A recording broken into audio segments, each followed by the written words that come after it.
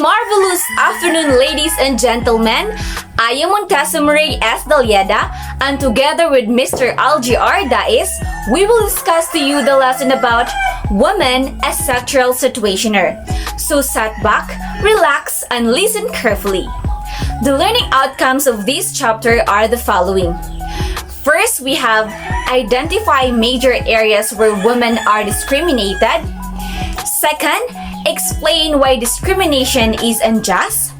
Third, describe the challenges women face in various sectors in the Philippines.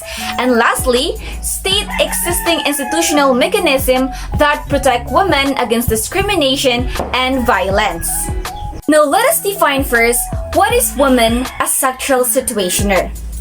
Woman, a sectoral situationer, is a representation and analysis of the existing conditions of the women not just in the Philippines but around the globe in various sectors such as in the economy, in the field of work, education, and health.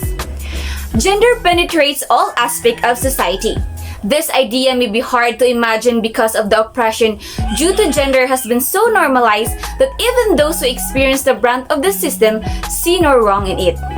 This situation may serve as an eye-opener in which us students can view and understand the gender inequality women face everywhere. First, we have the woman and work. Work is often understood as livelihood, source of income and means of living, right? For other good reason, it is seen as a survival mechanism for many as work provides money necessary to buy goods for a person to live. While both women and men have problems concerning work, women have specific labor issues related to their gender. Moreover, women's work is often invisibilized due to their social gender roles. The following are work-related issues surrounding women around the globe, as described in the 2015 UN World Women Report. The range of issues includes the conditions that surround men and women who work, how much women get paid, and the kind of work are allowed to. There are fewer women than men at work, and most women only work in one sector. Only half of women are employed in the labor force, versus 3/4 of men globally. Women who work in the public sphere are delegated to the service sector. Second, not only are fewer women employed, they also experience pay gap. This means that they are paid less than men receive for doing the same work across all sectors and occupations. Specifically, women earn 70 to 90% of what men earn in most countries. However, in the Philippines, the government is now increasing women participation in the labor force by making more economic opportunities available for them. The National Economic and Development Authority, or NEDA, said. The agency said that the target under the Philippine Development Plan, or PDP, from 2023 to 2028 is for the female labor force participation rate to rise to a range of 52 to 54% in 2028 from 51.7% in 2022. Second, women and education. The Philippine Statistics Authority reported the following data on education in the year 2008. Basic literacy is at 96.1% for women and 95.1% for men. Women have higher basic literacy and numerical skills than men. According to the Department of Education, the completion rate of the Filipino girls in the secondary level from grade 7 to grade 12 was at 74.6% in the school year 2020-2021. On the other hand, Filipino boys had a completion rate in this level of 64.2%. The elementary level completion rate for girls was higher at 84.7%. This trend of higher literacy for women corresponds with the fact that more women finish elementary school and high school than men. Okay. Third, we have the women and health. Access to health care and health services constitutes surrounding women and health, as well as women's emotional, psychological, and social wellness. Women's specific health issues are often linked to sexual and reproductive health needs. Globally, maternal health has improved considerably. However, pregnancy and childbirth are still the main health concerns of women aged 15 to 49. Women seeking treatment for abortion are still stigmatized, regardless of whether the abortion was self-induced or spontaneous. Patients are often scolded by doctors or ignored when availing this care. Many leave before their treatment occurs due to this discrimination, posing a threat to their health. According to 2017 National Demographic and Health Survey conducted by the Philippine Statistics Office, 1 in 4 women aged 15 to 44 has experienced physical, emotional, or sexual violence by their husband or partner.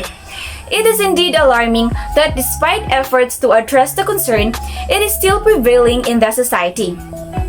Violence against women is deemed to be closely linked with the unequal power relation between women and men, otherwise known as gender-based violence.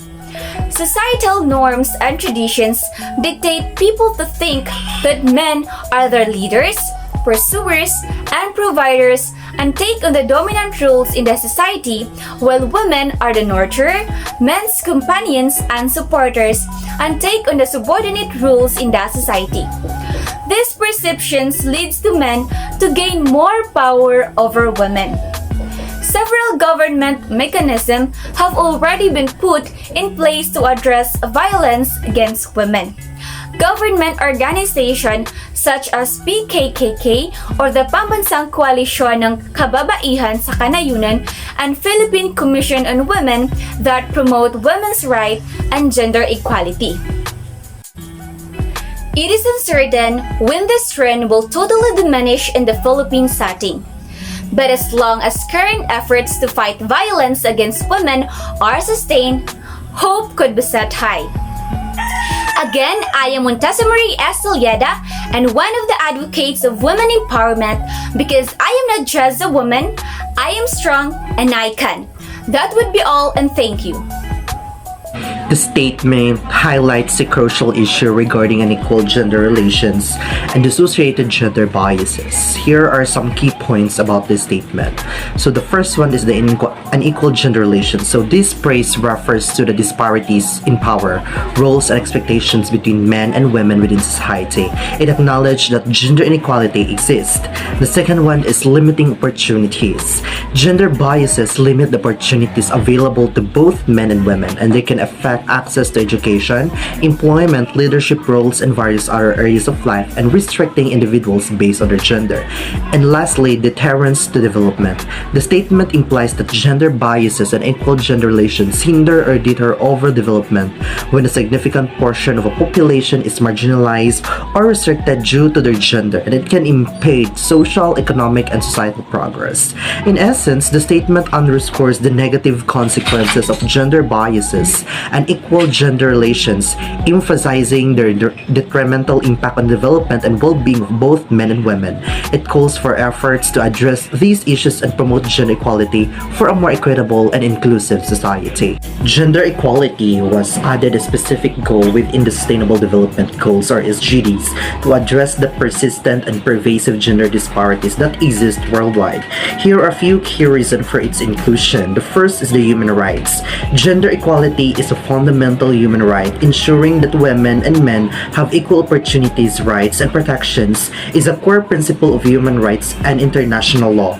Second is the social justice. Gender equality perpetuates social injustices. It limits the potential of individuals, particularly women and girls, and contributes to a cycle of poverty, discrimination, and violence.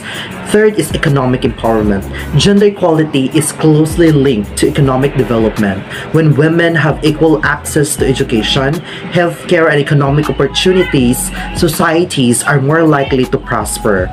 Fourth is sustainable development. Gender equality is essential for achieving sustainable development. It helps address environmental and social challenges by ensuring that diverse perspectives and skills are brought to the table. Fifth is reducing inequalities. Gender disparities often intersect with other forms of inequality, making it essential to address them directly to reduce overall inequalities. Sixth is international commitments.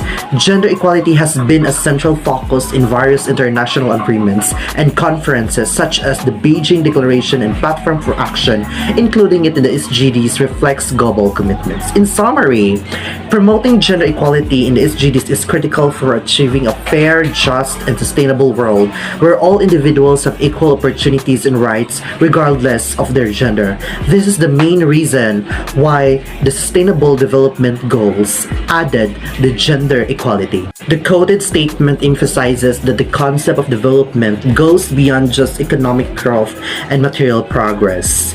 It includes an important aspect of equality, which means that the benefits and gains resulting from the development process should be distributed in a fair and equitable manner. Here is a breakdown of the key points in this statement. The first is development and material benefits. Development usually refers to the process of improving the well-being and living standards of a society. This often includes economic growth, infrastructure, development, and other improvements that result in increased wealth and material well-being. The second is equality in benefit distribution. It stresses that the benefits derived from development should not be concentrated among a privileged few, but rather should be distributed widely and fairly. In other words, the positive outcomes of development should reach as many people as possible. Third is focusing on the most in need. The statement highlights that a special focus should be given to ensuring that those who are most in need, disadvantaged, and vulnerable in society should benefit the most from the development process. This is often a moral and ethical imperative to address social economic disparities. In essence, this statement underscores that the idea that true development is not just about economic growth or wealth accumulation, but it also involves addressing and reducing inequalities by ensuring that the gains from development are shared in a way that benefits those who are in the greatest need or are disadvantaged. This concept is closely tied to the broader goals of social justice, equity, and inclusivity in the development process.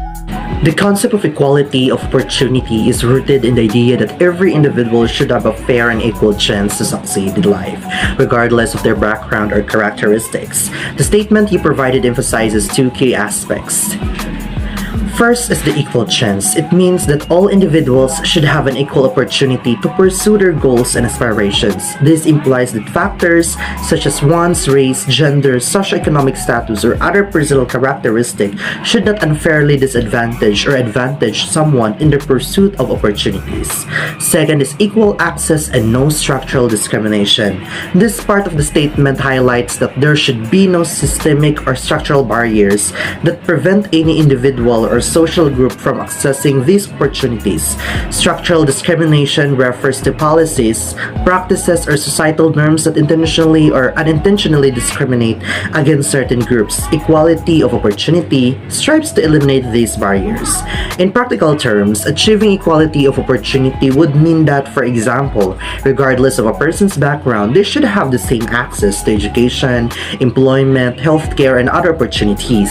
It seeks to level the playing field along individuals to succeed or fail based on their effort, abilities, and choices rather than external factors beyond their control. Overall, equality of opportunity is a fundamental principle of a just and fair society, aiming to ensure that everyone has a fair shot at realizing their potential and achieving their goals without being hindered by systemic discrimination or bias. Gender sensitivity refers to the awareness and understanding of gender-related issues and concerns. The statement you provided emphasizes two key components. The first is recognizing gender issues. Gender sensitivity involves being able to identify and acknowledge the various challenges, disparities, and discrimination that individuals may face based on their gender.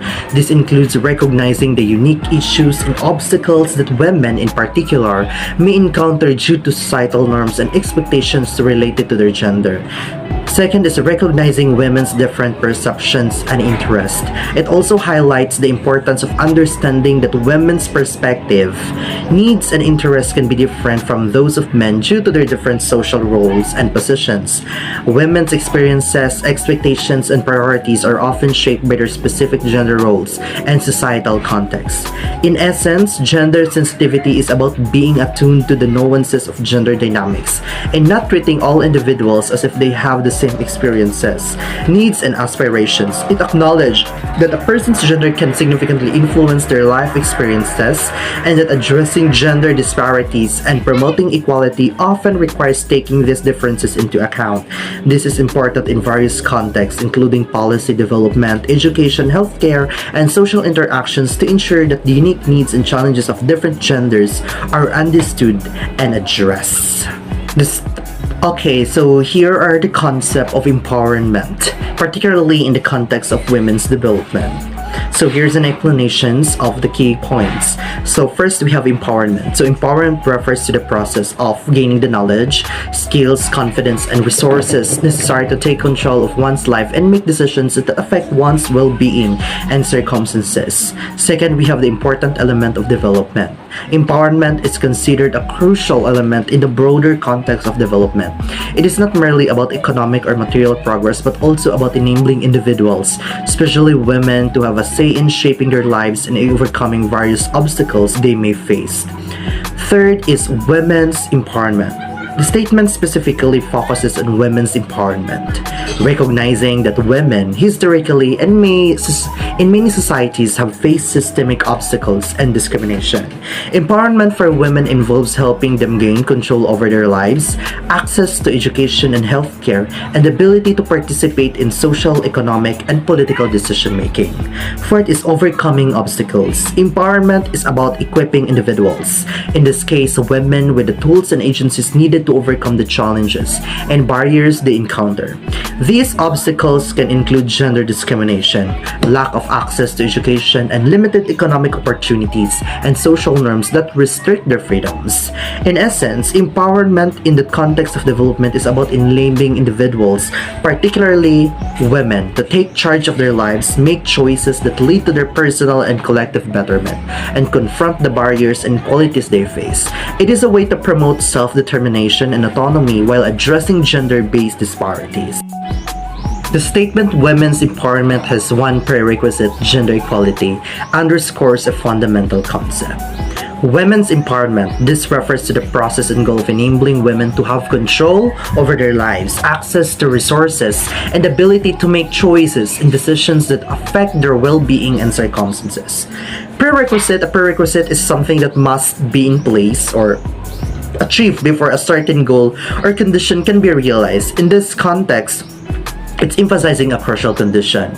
Gender equality. Gender equality means that women and men are treated fairly and have equal opportunities, rights, and responsibilities. It implies that gender should not be a barrier to accessing resources, participating in decision-making, or enjoying equal treatment in society. So the statement is highlighting that for women to be truly empowered, there must be gender equality. In other words, women cannot achieve genuine empowerment in a society where they face discrimination, unequal access to opportunities, and limited rights based on their gender. Gender equality is a foundational condition that paves the way for women's empowerment, as it removes systemic barriers and ensures that women have the same rights and opportunities as men, making their empowerment possible.